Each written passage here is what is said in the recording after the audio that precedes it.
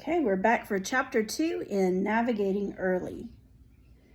The next day was filled with toys, boxes, and bulletin boards, suitcases, books, pillows, and everywhere there were moms giving bosomy hugs and tear-filled kisses. I spent most of the day in the library, wandering from shelf to shelf, breathing in the familiar smell of books and wood polish and India ink.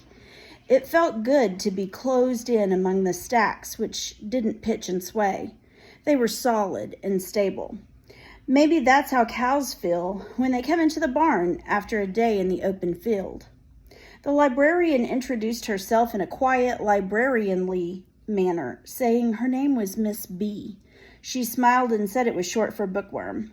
I didn't say much. So she gave me a quick tour of the library, showing me the fiction section and resource books, and she got particularly excited at the poetry collection. When I didn't match her level of enthusiasm for Longfellow and Hopkins, she just smiled, encouraged me to have a look around, and returned to her card catalog. So their books are not obviously kept on computer because of the year. So that's where they would have the card catalog, and you would slide out a little drawer and it would have index cards on it, and you could look up either by title of the book or by author's name or by subject, what the book was about. And that's how you found a book. And it was much more cumbersome than just typing in something on the computer like we do now. I wandered around the stacks until I found the National Geographic magazines. Standing in front of those bright yellow spines, all lined up in numerical order, it felt for a moment like I had a place, a tiny spot where I belonged. Then the door was flung open and two boys poked their heads in. Glancing around, they apparently didn't find who they were looking for and left. There had been no opportunity for introductions, but even if there had, I wasn't sure what I would have said. Hi, my name's Jack, I'm from Kansas, and I wish I was still there. Still, it would have been nice to have had at least a couple of names to put with those faces. Maybe there was a large trophy case on the far wall of the library. Maybe some of those boys' pictures will be in there, I thought. The case was full of trophies and plaques from years of Morton Hill Academy victories, basketball, football, track, and field. Mixed in were pictures of young men in their team uniforms, smiling with the joy of winning and standing with arms over each other's shoulders in a show of camaraderie. I studied the faces, ripe, ruddy, youthful, as if they were faces from history. That was pretty much what they were, as the date stretched all the way back to the late 1800s. As I walked the length of the trophy case, the faces spanned the years, one blurring into the next. Then one stood out. An older boy stood there in a picture, all his own. His hair was slicked back, and he had a strong, handsome face. Written at the bottom in white ink were the words, Morton Hill, all-team captain, rowing and football, class of 1943. The picture rested against a jersey with the player's name and number on the back. Fish, 67. But it wasn't the jersey or the trophy that held my attention. It was his face, his smile. He smiled as if he held life in that championship cup, and he could drink from it whenever he liked. He smiled as if that victorious moment would last forever. Then I noticed my own reflection in the glass. My face was different, not just because it was younger, not just because I wasn't smiling, but because the past summer had taught me a lesson that, from the looks of it, the all-team captain had yet to learn. Life can't be held in a cup, and nothing lasts forever. Suddenly, I felt sorry for number 67 and all he didn't know. Monday morning came like a cool Kansas rain shower on a hot, humid day. In other words, it was a relief, because now at least I had a schedule. I knew that history came first, followed by Latin, English, and math. Science and phys ed were held in the afternoon. I figured if I knew what was coming, maybe I'd get my bearings. That was what I needed, bearing. At home, you could walk outside and see for miles in every direction. You could always figure where you were. based on which church steeple or windmill or silo rose like a beacon out of the horizon. They were landmarks that served to help a person. They were landmarks that served to keep a person rooted, grounded.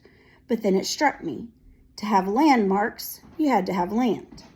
And the salt air filling my lungs reminded me that most of what surrounded me in this place was water.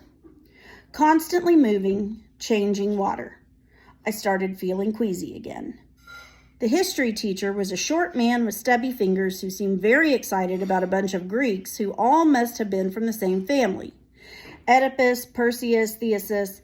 His name was Professor Donaldson. He called roll, and every kid said here except for one. Early Auden. Latin, Mr. Hildebrandt. Same roll call, same kid absent. Early Auden. All the way until math. Then who showed up? Early Auden, and I recognized him.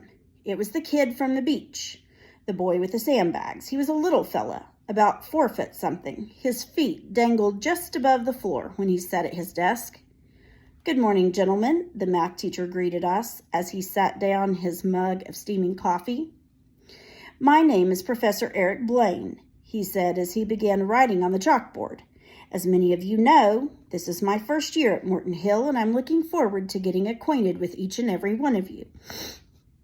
He turned to face us, and we all stared at what he'd written on the board. The Holy Grail. We all know from the legend of King Arthur about Sir Galahad and his search for the Holy Grail.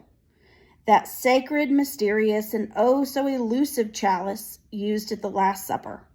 For centuries, it has been revered as a miraculous vessel and has been sought after by kings and princes, humanitarians, and tyrants.